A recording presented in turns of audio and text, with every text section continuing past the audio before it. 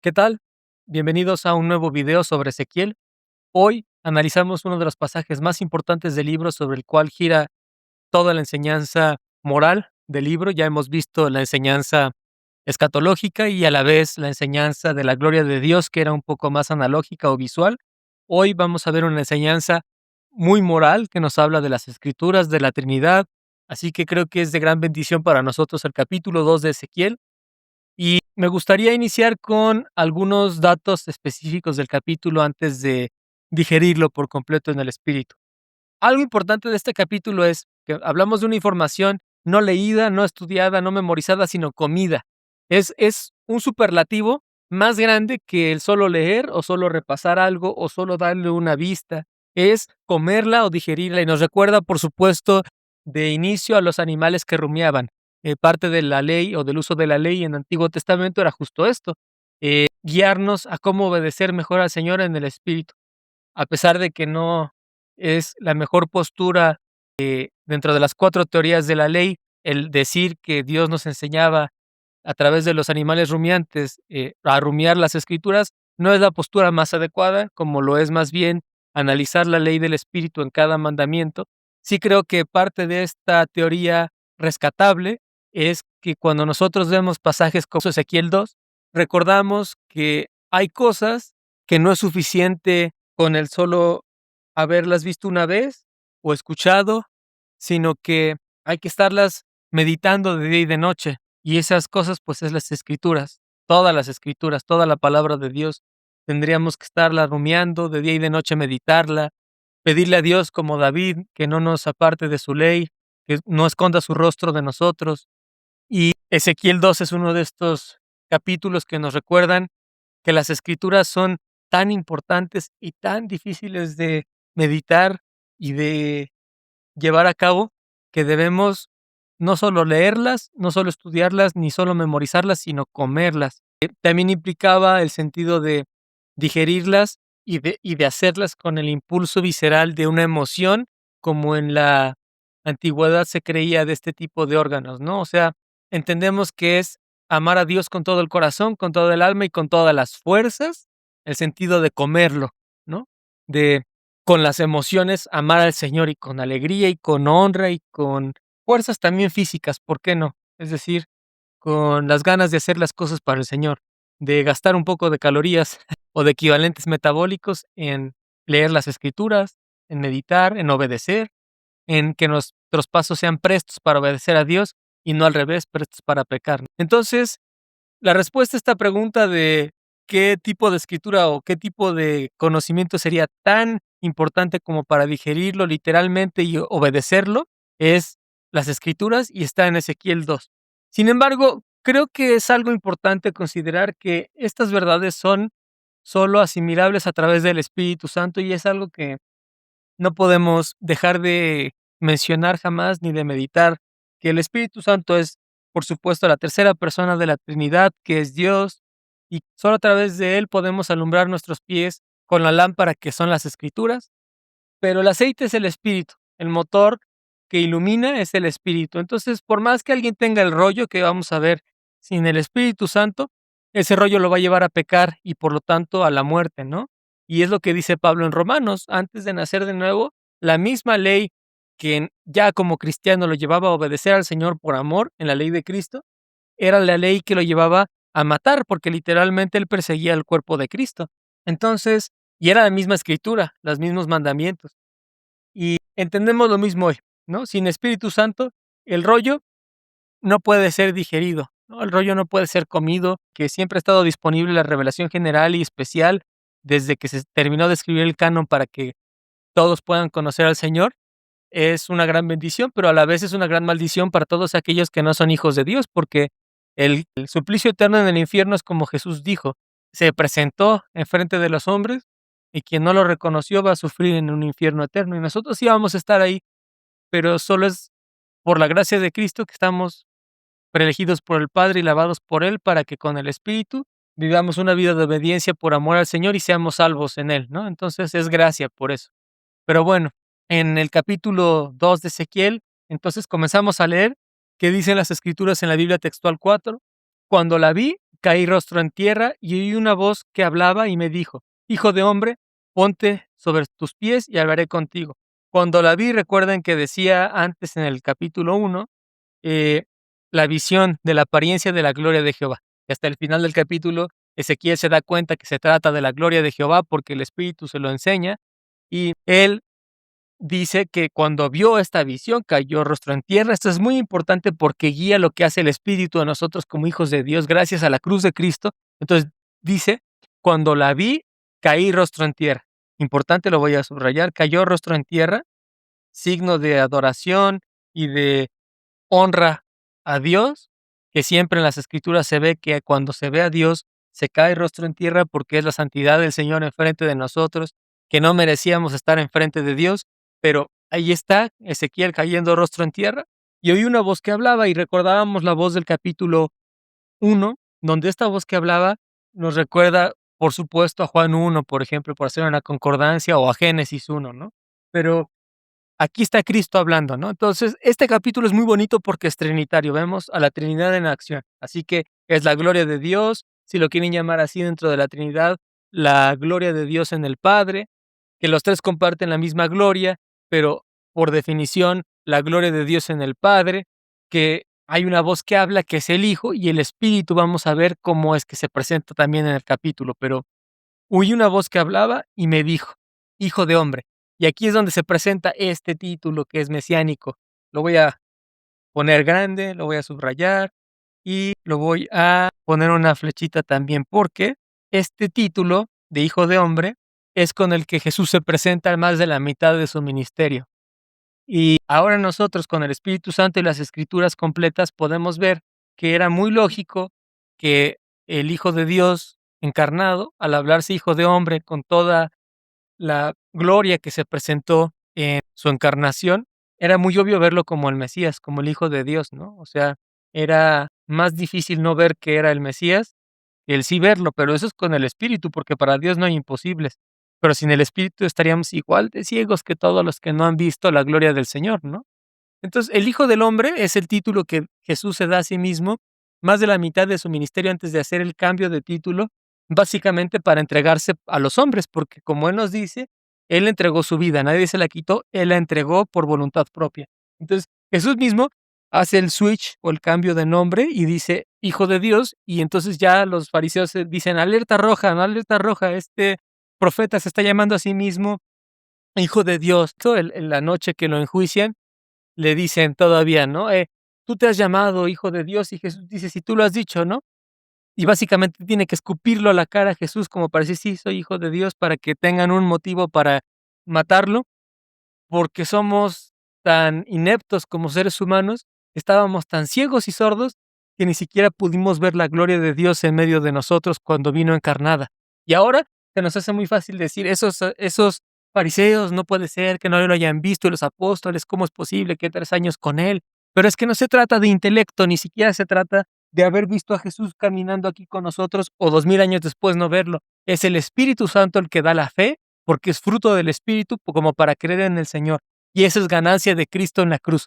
Gracias a que Cristo nos lavó con su sangre, somos criaturas nuevas y ahora, nacidos de nuevo en Cristo, resucitados con Él, el Espíritu vive en nosotros porque Jesús mismo nos bautizó con su Espíritu y el Espíritu nos da ojos nuevos y nos da oídos nuevos, metió la ley en nuestros corazones y mentes para que podamos leer las Escrituras y obedecer al Señor para adorarlo por primera vez bien y amar al prójimo. Entonces, Hijo de hombre es un título lleno de fuerza en el concepto del Mesías, porque hablaba del Mesías y lo vamos a ver hoy un poco más con Daniel 7, no es tanto el sentido de vincularnos a Daniel, Ezequiel ya es muy denso como para irnos a Daniel, pero otros profetas y los apóstoles y evangelistas ocuparon el título porque es un título mesiánico y habla de la gloria de Dios. Cuando estudiamos Cristología en sistemática, Hijo del Hombre es uno de los títulos que Jesús mismo se da o de los nombres de Cristo y habla del concepto de Mesías o de la divinidad de Cristo. Entonces, Hijo del Hombre habla del concepto de totalmente hombre, totalmente Dios, o si lo quieren llamar así, 100% hombre, 100% Dios. Para entender que la encarnación de Cristo fue 100% Dios, nunca dejó de ser Dios, y fue plenamente hombre porque sigue siendo humano desde su encarnación, pero el postre era Adán, el segundo hombre, el hombre que no pecó, el hombre perfecto, que nos mostró como humanos que se podía no pecar siendo humanos, y ese es el mérito de Cristo, de que desde nacimiento él no pecó siendo humano, y nos duele, ¿no? Nos duele cuando éramos hijos del pecado porque no lo logramos entender, o mejor dicho, hay quienes dicen: "Ay, es que Jesús no pecó porque es Dios". El problema es que Jesús no pecó siendo 100% hombre también, ¿no? Nunca dejó de ser Dios, pero además que desde su nacimiento virginal en María, él no pecó. Ese es el Hijo de Hombre, es la gloria de Dios encarnada. Así que aquí se presenta en Ezequiel, ¿no? Ya dijimos que Daniel está inspirado en Ezequiel porque Daniel vivió después de Ezequiel. Entonces, parte de los conceptos que dice Daniel en su libro están basados en la visión de la gloria de Dios en la Merkabah que se presenta en Ezequiel 1. Sería un error intentar entender Daniel sin antes haber meditado Ezequiel en el Espíritu Santo. Entonces, cuando la gente hoy intenta entender Hijo del Hombre en los evangelios, sin voltear antes a ver Ezequiel, o inclusive en Daniel antes de ver Ezequiel, es un grave error, porque ellos están hablando de la visión del Hijo del Hombre, recordando a lo que se plasmó en Ezequiel. Y este nombre se menciona muchas veces en el libro, demasiadas veces como para perder la cuenta. Entonces, Ben Adam es hijo de Adán o hijo de hombre. Se menciona 93 veces en total en Ezequiel. En todo el libro 93 veces. Es un nombre que se menciona muchas veces. Es el libro en el que se menciona más veces en Antiguo Testamento. No es Daniel, es Ezequiel. En hebreo, subrayaba precisamente la fragilidad de la criatura, es decir, que éramos hechos del polvo, ¿no? El primer Adán era hecho del polvo. Ahora, cuando Jesús usa el nombre para su título mesiánico, hijo de hombre, o hijo del hombre en los evangelios, entendemos que el hijo del hombre de los evangelios no nació de un concepto de relación hombre-mujer, sino que fue un nacimiento virginal en María, elegida como virgen por Cristo, mismo por el Padre, el Espíritu, pero nacido a través del Espíritu, ¿verdad? Entonces es María virgen con el nacimiento producido por el Espíritu, no sabemos cómo, yo soy médico y no sabemos cómo, pero ese es el milagro, ¿verdad? En un ambiente lo más santo posible, humanamente hablando, una virgen de una mujer obediente, que era una mujer que se esforzaba por obedecer al Señor. Si lo queremos ver, una mujer que tenía el Espíritu, así como David tenía el Espíritu, Salomón, etcétera, es decir, una hermana en nosotros en Cristo, el ambiente más santo posible humanamente hablando, para que naciera Cristo de un nacimiento que produjo el Espíritu, para que no hubiera pecado jamás en el segundo Adán, el Hijo de Hombre que es santo, ese es Cristo. Entonces, es un término que suena ambivalente, porque por un lado es hijo de hombre que nos recuerda la fragilidad nacido del polvo, pero a la vez hijo de hombre como el póster Adán cuando lo ocupa Cristo para mostrarnos que el póster Adán no pecó y que comparte con nosotros la fragilidad de haber nacido de María, pero que viniendo del Espíritu y siendo 100% hombre y 100% Dios ya no pecó, o totalmente hombre y totalmente Dios, no pecó y llevó los pecados del mundo en la cruz para morir por representación de nosotros, y morir por nosotros, representándonos, para sufrir nuestro castigo y condenación, porque Cristo pagó nuestros pecados en la cruz, porque nos representó federalmente, así como Adán nos representaba federalmente en Génesis, y por eso entendemos que todos pecamos contra Cristo y lo matamos en la cruz. El postre Adán, el Hijo de Hombre, Cristo, nos representó para morir por nosotros, por el perdón de nuestros pecados y que el Padre nos vea como un aroma agradable, no por nosotros, sino porque Cristo vive en nosotros. Ese es el concepto de Hijo de Hombre, es un concepto muy importante, solo se entiende bien con el Espíritu Santo. Entonces, como hermanos, tenemos que entender que este nombre es trascendental y que se presenta más en Ezequiel que en cualquier otro libro. Entonces, Ezequiel es un libro trinitario por excelencia, porque se presenta la gloria de Dios, la soberanía del Padre y la voluntad decretiva del Padre, y también preceptiva en la moral de Dios, hoy lo vemos con el rollo. Se presenta la gloria del Hijo del Hombre y se presenta el poder del Espíritu Santo como tercera persona de la Trinidad, que es como el viento, no se sabe de dónde viene ni a dónde va, pero produce un fruto. Así que Ezequiel también se llama el libro del Espíritu en Antiguo Testamento. Es bien conocido que Hechos es el libro del Espíritu en las Escrituras, sobre todo en el Nuevo Testamento, pero Ezequiel es el libro del Espíritu Santo en el Antiguo Testamento por todas las veces que se menciona el Espíritu de Dios y cómo éste genera una acción en el profeta. Entonces, Ezequiel es el tipo del antitipo que sería cubierto por Cristo en el Nuevo Testamento como un profeta que es hijo de hombre, que cumple la voluntad del Padre. Claro, Cristo de forma perfecta, Ezequiel no, a la vez que nosotros no lo hicimos de forma perfecta, pero un profeta que tiene la llenura del Espíritu, así como Cristo tiene la llenura del Espíritu en la economía de la Trinidad, para, como hijo del hombre, llevar el mensaje de Dios, que es bendición para el Hijo de Dios y maldición para quien no es hijo de Dios. Ahí encontramos las bienaventuranzas y los ayes, por ejemplo, en Mateo de Cristo, y para morir por el perdón de los pecados, que ya lo cumple Cristo, siendo la palabra de Dios para que nosotros tengamos vida en él. Entonces, en este capítulo, Ezequiel come un rollo y Jesús en realidad es el rollo, es la palabra de Dios, y aquí se internaliza en otras palabras el rollo en Ezequiel, pero Jesús cumple la promesa de forma inversa, en que Él es la palabra de Dios que va a rescatar a las ovejas, ¿no? Perdidas, que éramos nosotros. Entonces, es como la palabra de Dios saliendo de la boca de Dios, generando vida a quien el Espíritu ha hecho juntamente con Cristo nacer de nuevo para gloria del Padre, ¿no? Entonces, Ezequiel, Dios le dice que come el rollo y se lo da. Jesús es el rollo que sale hacia afuera para generar vida. Es muy poético, es muy bonito Ezequiel, pero nos ayuda a entender la soberanía de Dios, la palabra de Dios, la Trinidad, y ese es el concepto de hijo de hombre. Entonces, dice el versículo: "Hijo de hombre, ponte sobre tus pies y hablaré contigo". Aquí vemos una orden que parecería que Dios se está contradiciendo, ¿no? Porque Dios implica en su gloria y su santidad que todos nos arrodilláramos al verlo, ¿no? Entonces ya vimos que Ezequiel cae con el rostro a tierra porque está la santidad de Dios frente a él. Y luego Dios le dice que se ponga de pie sobre sus pies y que hable con él. Y es imposible porque ¿cómo te vas a poner de pie enfrente del santo? Claro, te está dando una orden, pero tu pecado es tanto que ¿cómo te vas a poner de pie enfrente de Dios? Es como Isaías dijo, ¿no?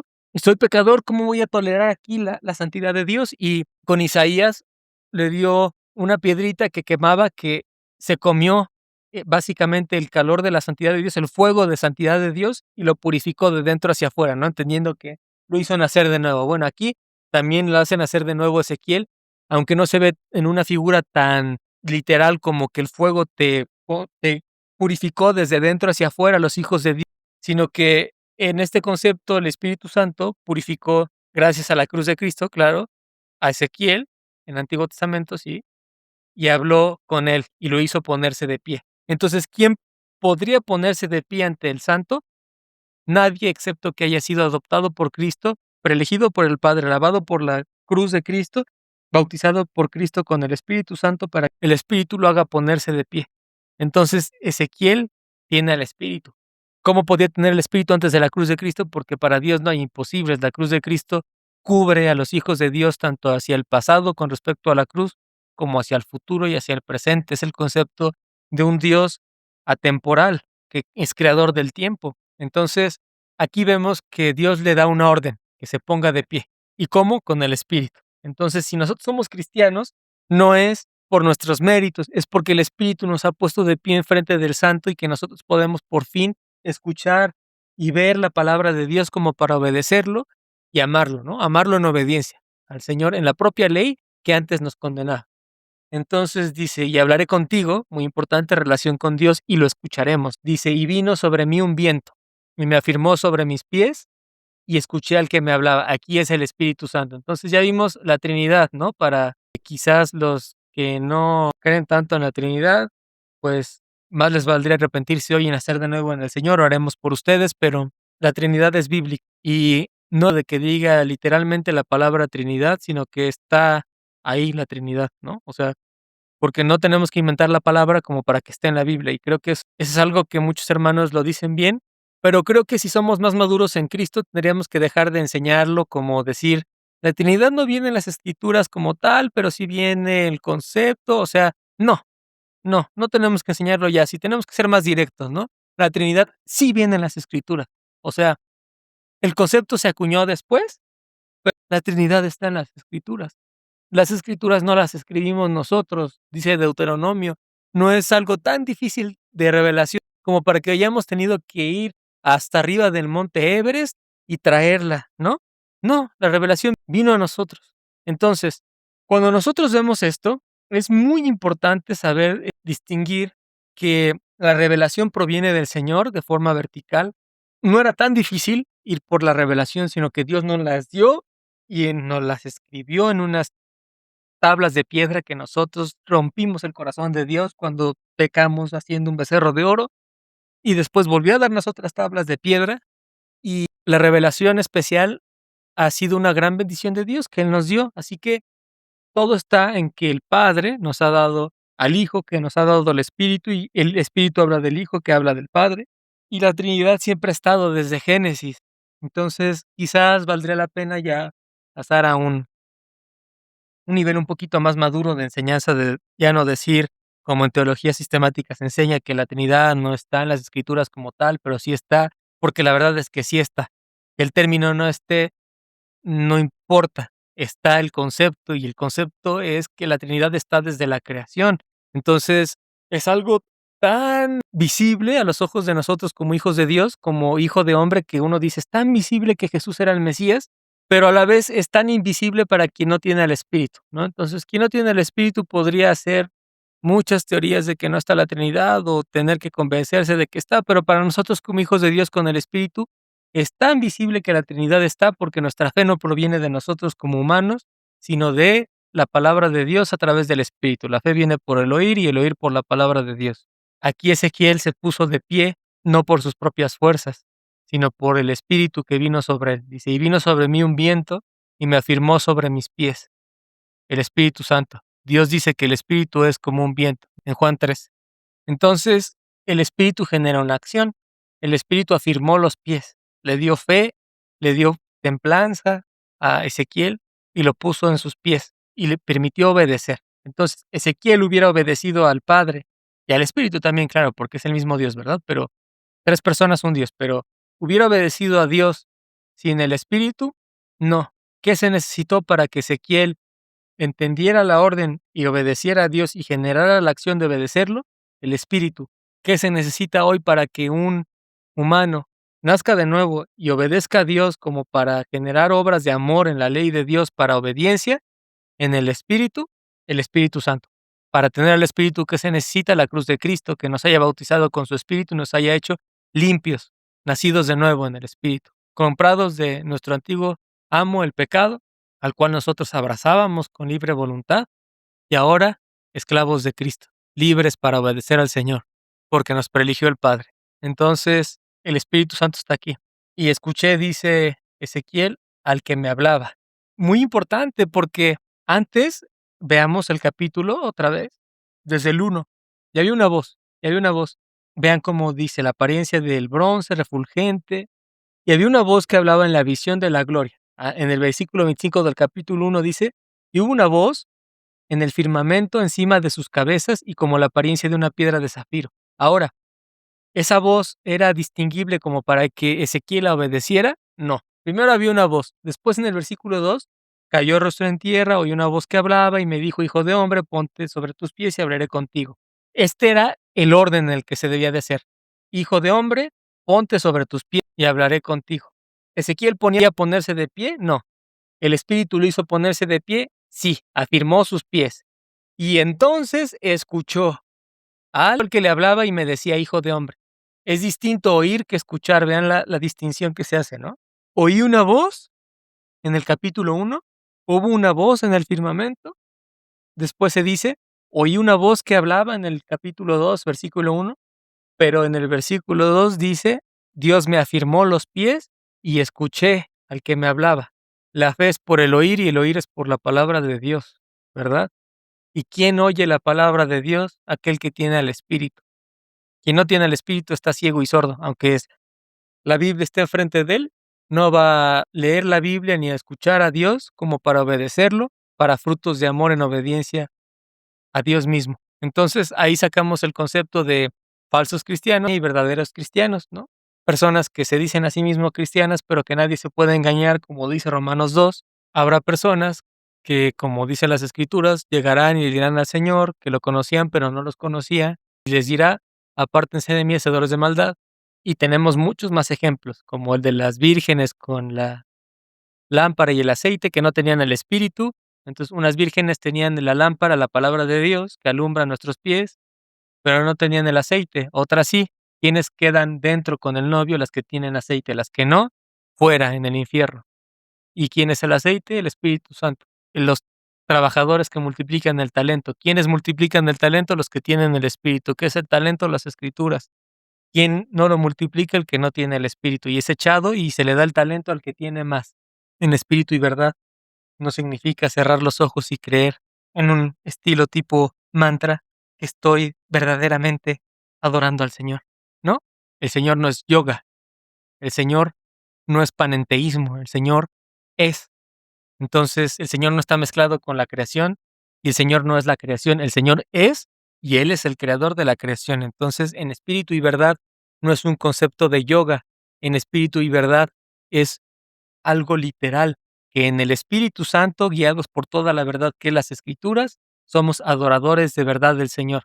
¿Y quién ama al Señor? Quien lo obedece. Entonces, ¿quién obedece al Señor?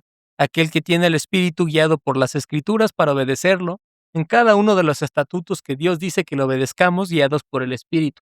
Muchos de ellos no los hacemos ahora en lo externo porque sería pisar la cruz de Cristo, ¿no? Como ir yo por un cordero y literalmente ir a Jerusalén donde ya ni existe el templo y ni siquiera era el templo de verdad, que era el muro del tercer templo, el que modificó Herodes, que era como la cerca del templo real, que ni siquiera estaba basado en los planos de David Salomón. Entonces, ahí sí sería pisar la cruz de Cristo. Yo comprar un animalito y de verdad hacer Levítico 1 al 5, diciendo que Cristo no me es suficiente, más me valdría ir al infierno. Pero todos esos mandamientos, vaya que sí nos enseñan algo en lo espiritual. Vemos a Cristo, adoramos a Cristo, sabemos que nosotros tenemos pecadores a lo sumo y que Cristo es el Señor, menguamos más y le damos la gloria al Señor, y a la vez nos enseñan la santidad de Dios, la obediencia de Dios. Muchas veces espiritualmente nos guían en rectitud a obedecer al Señor, a alejarnos del pecado, pero ¿quién genera esa obediencia y quién nos abre los ojos y los oídos? El Espíritu Santo. Entonces, aquí a Ezequiel el Espíritu le afirmó los pies y el Espíritu le permitió escuchar la palabra de Dios. Dice Ezequiel: escuché al que me hablaba, que me decía: hijo de hombre, yo te envío a los hijos de Israel, rebeldes que se rebelaron contra mí. Tanto ellos como sus padres se rebelaron contra mí hasta hoy. Entonces, hasta aquí es como que Ezequiel entiende literalmente hijo de hombre. Primero entendió que era la visión de la gloria de Dios en el capítulo 1, después ahorita entendió que Dios ya le dijo hijo de hombre, como si le destaparan los oídos y dijera: entendí que me está diciendo realmente lo que Dios me está diciendo, y ahora tengo los pies bien puestos y plantados como para obedecer al Señor. Nosotros no tenemos ninguna parte en la salvación sino Cristo. Entonces, si el Espíritu no nos abría los oídos, no podíamos escuchar la palabra de Dios. Ezequiel necesitó que el Espíritu le abriera los oídos para que por fin escuchara al Señor y dijera: el Señor me hablaba, hijo de hombre, y que generara una acción en el Hijo de Dios que prefiguraba a Cristo, que es obediente, perfecto de la voluntad del Padre, ¿no? Aquí vemos que la visión no solo es describir y anotar por morbo o por información, sino que es un mandato para con Ezequiel. Y el mandato es ir y hablar para los hijos que se rebelaron contra Dios. Hoy estamos llamados a evangelizar, sí, a discipular, a llevar el nombre de Cristo a las naciones y a discipular. Es la gran comisión. Ahora, Cristo nos da esta gran comisión como sus hijos, un real sacerdocio en Cristo. El postre Adán, el sacerdote a la orden de Melquisedec. Ezequiel tenía una orden de parte de Dios, sí, llevar el mensaje de Dios a los hijos rebeldes. Es una profecía de lo que pasaría con nosotros como hijos de Dios en el reino de Dios ya instaurado después de la cruz de Cristo para evangelizar a las naciones. Sí, sí es una profecía, se vinculan, sí, están al azar, no, vincularlo sería forzado y hacer eisegesis, no, la orden que Dios le da aquí a Ezequiel es la misma orden que Cristo nos da, porque la palabra de Dios es la misma que estaba aquí con Ezequiel. Cristo es el que le estaba hablando aquí a Ezequiel, le estaba diciendo: ve y transmite este mensaje a los hijos rebeldes. Cristo es el que nos dije: se ve y disipula, ve y evangeliza. Aunque creemos en predestinación, aunque ya somos hijos de Dios, obedecemos al Señor, evangelizando a los de fuera y discipulando a los de dentro, porque es un mandato del Señor, mandato que existe desde libros como Ezequiel. Entonces no podemos ser cristianos que no evangelicemos jamás o que no discipulemos jamás. Y he visto personas que solo evangelizan o que solo discipulan, ¿no? O que no hacen nada de las dos. Y yo era uno de ellos, ¿no? O sea, todos hemos sido hijos de pecado y nacidos de nuevo en Cristo y hemos ido madurando en el Señor, ¿no? Entonces, si alguno de ustedes no lo ha hecho hasta ahora, como mis hermanos, ya tienen que hacerlo porque era un mandato que está desde Ezequiel. Y este libro es más antiguo que los evangelios, ¿no? Este libro, como hemos visto desde el capítulo 1, está pues desde hace muchos años, ¿no? Van 2600 años desde este libro y 2000 desde el evangelio. Y no evangelizamos y no discipulamos, tenemos que hacerlo, ¿no?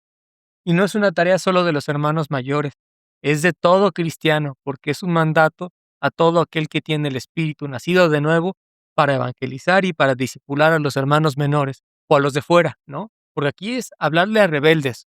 Aquí el mandato con Ezequiel no él está diciendo, le vas a hablar a tus hermanos menores que ya nacieron en Cristo y te van a escuchar y que tú vas a ser un hermano mayor y ellos van a aceptar tu mensaje bonito y van a corregirse en el Señor. No, le está mandando a hablar a hermanos étnicos, pero rebeldes, o sea, personas que son prójimo, pero que son hijos del pecado y que van a rechazar a Ezequiel. ¿Nosotros estamos llamados a evangelizar? Sí, tenemos que evangelizar a los que no son cristianos todavía. Entonces, hay que discipular, ¿no? Y evangelizar. Es lo que tenemos que hacer, porque es un mandato del Señor desde hace 2600 años para nosotros los hijos de Dios.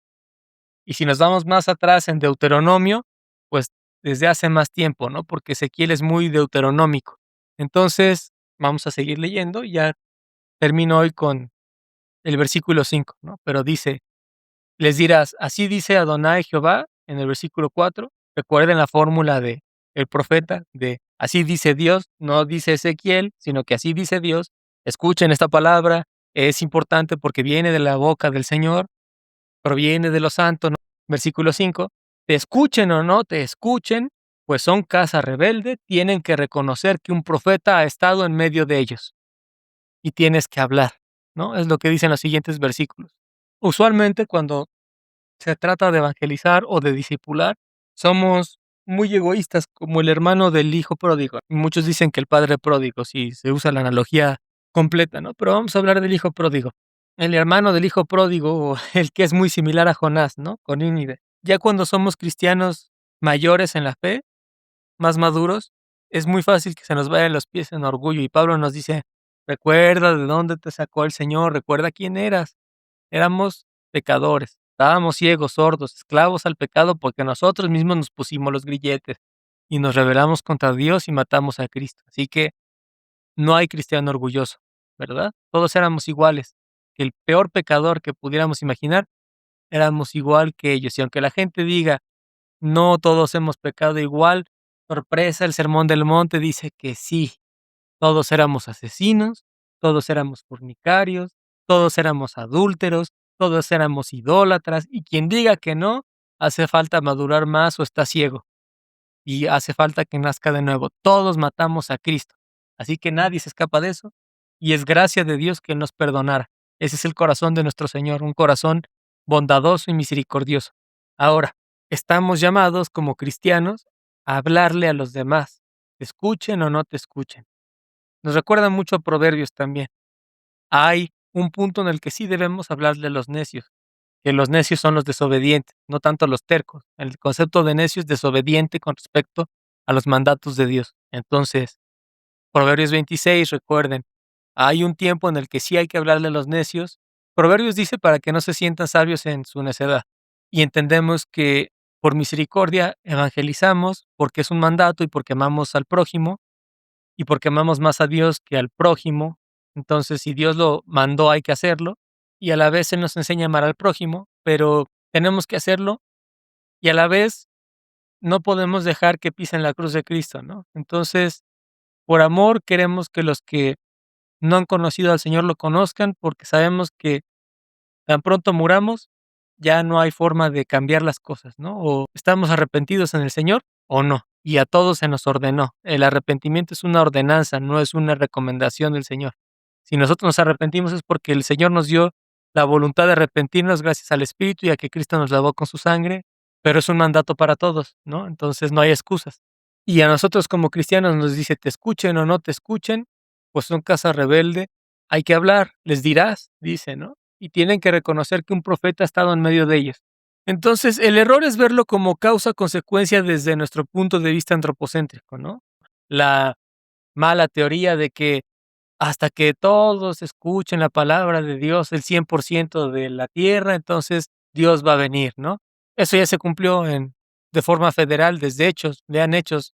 Recuerden antes de la conversión de Pablo, en Hechos 7, con el eunuco etíope, cuando Jesús dice que la palabra de Dios se extendiera a Judea, Samaria y el resto del mundo, pues Lucas pone en Hechos 7 que el etíope, resto del mundo, recibió al Espíritu porque ya era hijo de Dios, escuchando la palabra de Dios, así como Ezequiel, que teniendo al Espíritu de Dios, escucha la palabra de Dios y es bautizado por el Espíritu y se traduce de forma externa, él pidiéndolo de forma externa en agua, el que cuenta es el bautismo del Espíritu Santo.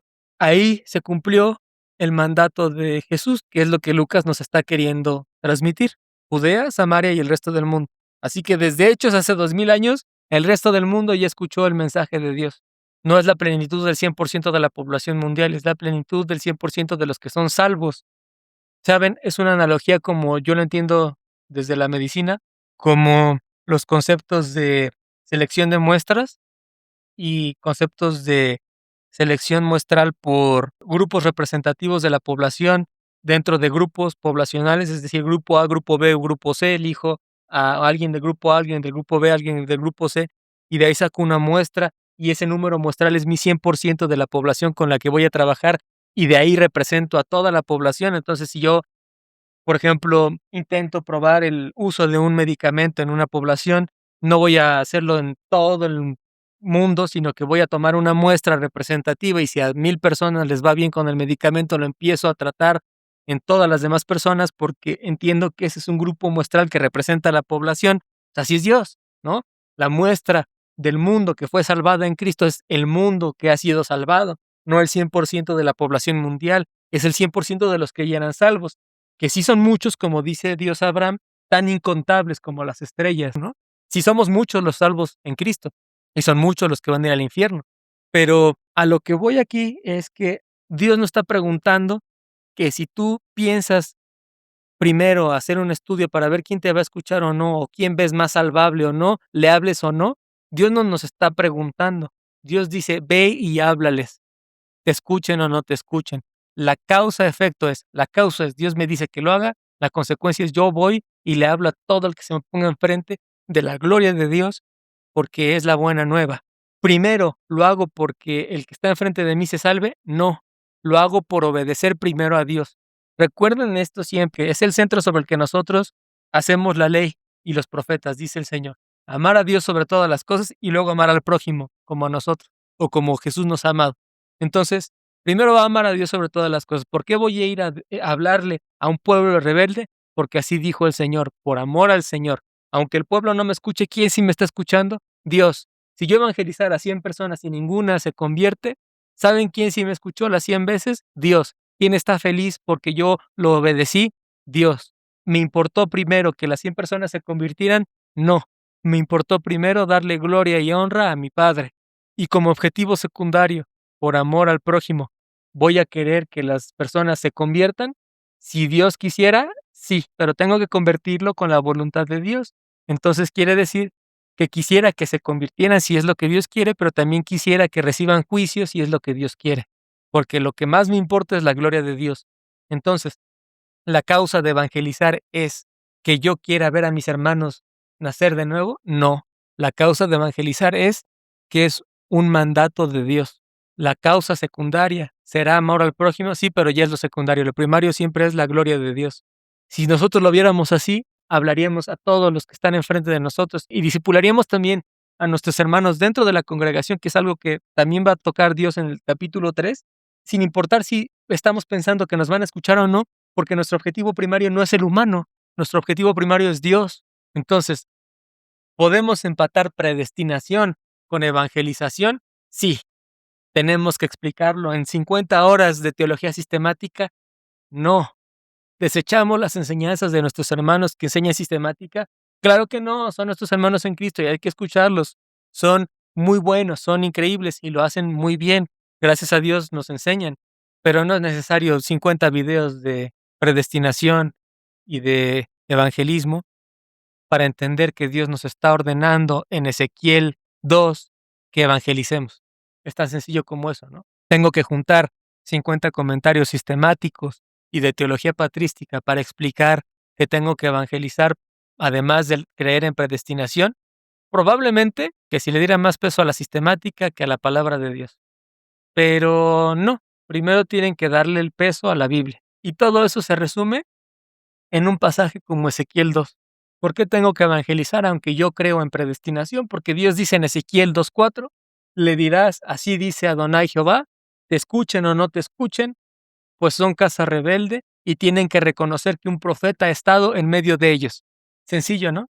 Obedecer al Señor con el Espíritu. Entonces, ¿qué nos enseña Ezequiel hoy? Trinidad, la gloria de Dios, la gloria del Hijo, el Hijo del Hombre, el Espíritu Santo, que nos abre los oídos, que nos pone firmes los pies, y que no solo eso nos llama hasta a evangelizar o llevar la buena nueva del Señor. Te escuchen o no te escuchen. ¿Cuál es nuestro deleite en evangelizar? La gloria de Dios.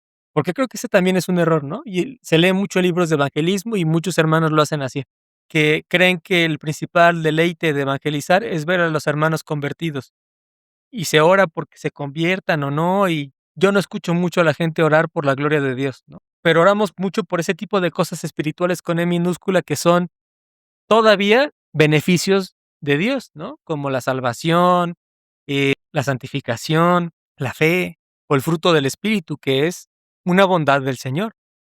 Pero no oramos tanto por la gloria de Dios o por el reino de Dios, su juicio y su justicia. Es decir, pasamos de un orar por obtener un carro o salud o prosperidad, que es tan criticado en la actualidad y está bien que se critique, Dios no es un cajero, pero pasamos de eso a creer que orar espiritualmente es orar porque alguien se salve, orar 100% de mis oraciones porque mis familiares se salven, porque el pueblo de Dios sea santo, porque el evangelio crezca, porque Dios aproveche la enfermedad de alguien para que esa persona se convierta. Y me pregunto yo, ¿no siguen siendo esas cosas beneficios espirituales del Señor? ¿Quién ora por la gloria de Dios?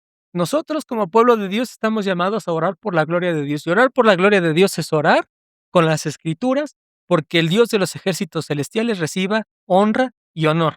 Y nada más. No agregarle que te oro además porque mi papá sea salvo, porque mi mamá sea salva, porque mis hijos sean salvos, porque mi vecino sea salvo, porque hoy cuando evangelice me escuchen, porque se extienda tu evangelio. O sea, eso está muy bonito, claro, sí, tenemos que orar por el reino de Dios porque es su voluntad, pero recuerden el Padre nuestro, que es orar por la gloria de Dios, su juicio y su justicia, y así chiquito es por bondades espirituales, como que no nos deje pecar más contra el Señor, o nos libre de la tentación, que nos dé el pan de cada día, y no solo de pan vive el hombre, sino de la palabra de Dios. Entonces, es nuevamente los 4 y los 6 mandamientos, es la densidad del Padre nuestro, pero se trata de la gloria de Dios, siempre, primariamente. Y luego Él es tan bueno que nos da salvación, nos ha perdonado los pecados, nos ha hecho criaturas nuevas y nos da la obediencia para hacerlo, nos pone bien firmes los pies el Espíritu y nos abre los oídos para escuchar la palabra de Dios y obedecerlo.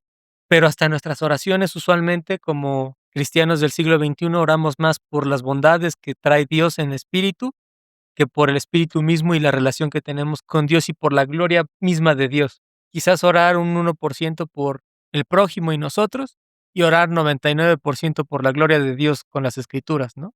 Digo, ya matamos a Cristo, ya no hay forma de darle vuelta y evitar la cruz, ¿no? Porque inclusive el pensar eso es satánico, ¿no? Como en su momento Pedro se dejó sugestionar por Satanás, ¿no? Y le quiso decir a Cristo que no lo hiciera. Pero quisiéramos que Cristo no hubiera sufrido, ¿no? Y sabemos que no es posible, por todo Él es la causa de nuestra salvación, pero nos duele pecar contra Dios y haberlo hecho con cada uno de nuestros pecados que firmáramos su cruz.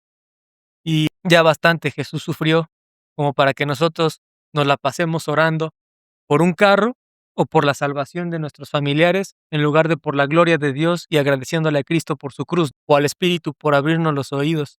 Entonces, los animo y los exhorto a través de Ezequiel y de la meditación que hagan en el Espíritu esta semana, rumiar esta escritura, comerla como el rollo que vamos a ver en el siguiente capítulo, pero abrir la boca y aceptar lo que Dios dice obedeciéndolo, comiéndose las escrituras, ¿no? Que espiritualmente es leyendo las escrituras diario, meditándolas en el espíritu, obedeciendo a Dios, dejar de pensar tanto en nosotros y pensar más en Dios, poner los ojos en Cristo, autor y consumador de la fe. No es un poema bonito nada más, sino que es literalmente dejar de poner los ojos en el hombre y poner los ojos en Cristo primero. Evangelizar y discipular porque Dios dice que lo hagamos, nos escuchen o no, porque con eso le damos gloria a Dios, y dejar de poner tanto los ojos en el humano y en nosotros, sino que poner los ojos en Cristo primero y la gloria de Dios.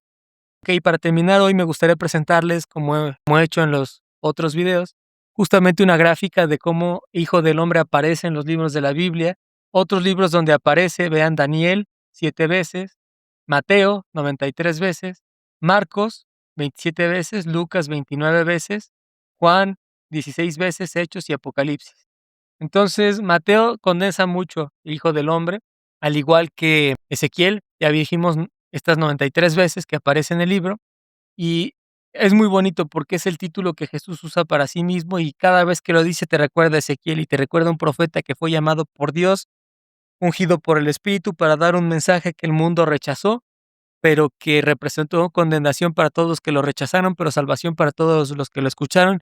Y los que lo escuchamos no es porque le abramos la puerta al Señor porque éramos la gran cosa, sino porque Él nos hizo abrirle la puerta, así como Él levantó en los pies a Ezequiel para que el Espíritu nos abriera los ojos, los oídos, abriéramos la puerta y el Señor more con nosotros. Estos pasajes nos recuerdan que solo el Espíritu, el Hijo y el Padre son dignos de toda honra y honor por nuestra salvación. Palabra bíblica hombre, se utiliza para hombre, humanidad, muchas veces, ¿no? Vean, humano, humano, humanidad, Adán, 149 veces en Génesis, nos habla de la creación, pero vean cómo hay otros textos que lo condensan también mucho, Primera de Reyes 67 veces, Segunda de Reyes 90 veces y Job 90 veces, nos habla mucho de la forma en la que Dios plasma este contraste entre hijo del hombre como primer Adán, hijo del hombre, posterior Adán, ¿no? Y la renovación de la creación en Cristo como el primer hombre que no pecó, y con él todos nosotros nacidos de nuevo, ¿no? Nuevas criaturas, pero que él llevó los pecados del mundo. Eso es la doble imputación en la teología sistemática. Entonces, vean cómo Ezequiel sí tiene 170 veces la palabra hombre, ¿no? Muy importante la palabra hombre en las escrituras. Vean el Nuevo Testamento, la condensación de la palabra hombre para ser humano, varón, hombre de poca fe. Nos gustaría que no existiera esa palabra aquí, pero de poca fe, vean, hombres de poca fe, como Cristo nos llama. Y no es porque hubiera hombres de poca fe y hombres de mucha fe antes de nacer de nuevo, sino que todos éramos hombres de poca fe, todos, Tomás, nosotros éramos de poca fe, Pedro antes de tener al Espíritu, pero nacidos de nuevo en Cristo, el fruto del Espíritu es fe, ¿verdad? Entonces, la fe que mueve montañas es la fe que proviene del Señor.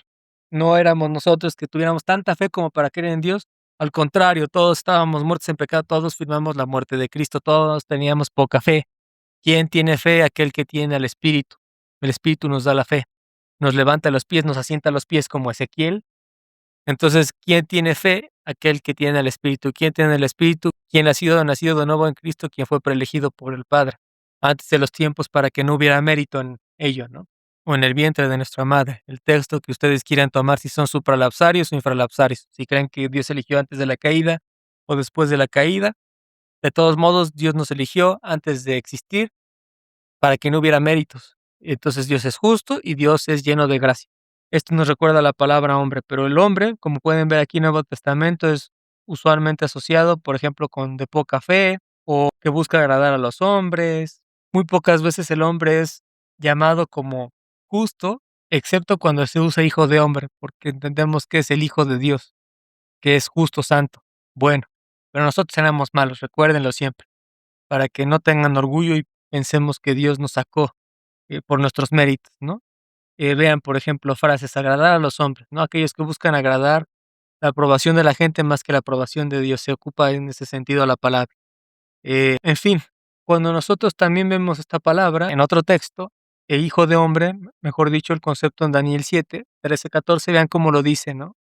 Seguí mirando de las visiones nocturnas y aquí con las nubes del cielo venía uno como un hijo de hombre que se dirigió al anciano de días y fue presentado ante él. Entonces, ¿Daniel inventó este tipo de lenguaje? No. Daniel les está recordando a Ezequiel. Por cronología, recuerden, es algo que ya subimos en un short en la semana. Es muy bueno que ustedes hagan una concordancia entre la cronología, una línea cronológica entre reyes y profetas, para que vean cómo están preexílicos, exílicos y posexílicos, y de ahí va mucho el tipo de lenguaje que ocupan y las profecías que ya se cumplieron y las que faltan por cumplirse, que básicamente lo único que falta por cumplirse es que Cristo vuelva, la segunda venida de Cristo. Pero vean aquí cómo Daniel ocupa el lenguaje que hemos visto en Ezequiel para decir que Jesús viene en las nubes, ¿no? Dice: "He aquí con las nubes del cielo venía Jesús, uno como un hijo de hombre, que se dirigió al anciano de días y fue presentado ante el Padre". Entonces, si leen Daniel entendiendo Ezequiel en el espíritu, Daniel se entiende mucho mejor y entendemos que se está refiriendo a la gloria de Dios. Y cuando Jesús ocupa este lenguaje en el Evangelio, entendemos que él está hablando de ambos libros para referirse a que él es el Mesías, el Hijo de Dios, que quitará los pecados del mundo. Para concluir, recuerden, este libro, Ezequiel, es el libro del Espíritu por excelencia en el Antiguo Testamento. Entonces, para asociarlo, hijo de hombre, que es cristología, en neumatología, la palabra ruach o espíritu está 51 veces en Ezequiel. Entonces, es el profeta del espíritu, más que en cualquier otro libro del Antiguo Testamento. Así como en Hechos está muchas veces el espíritu en acción, en Ezequiel está 51 ocurrencias en Ezequiel. Es el libro por excelencia del Espíritu Santo, ¿no? Quizás si lo quieren hacer como un estudio personal, enlácelos en pareada, ¿no? Leer Ezequiel y leer Hechos como un estudio conjunto en sus casas, en el espíritu para obediencia del Señor, y creo que tendrán mucha bendición a través de ese estudio. Pues bueno, eso es todo por hoy. Esperamos que les sea de bendición. Oraremos por ustedes y que la paz de nuestro Señor Jesucristo sea con todos ustedes.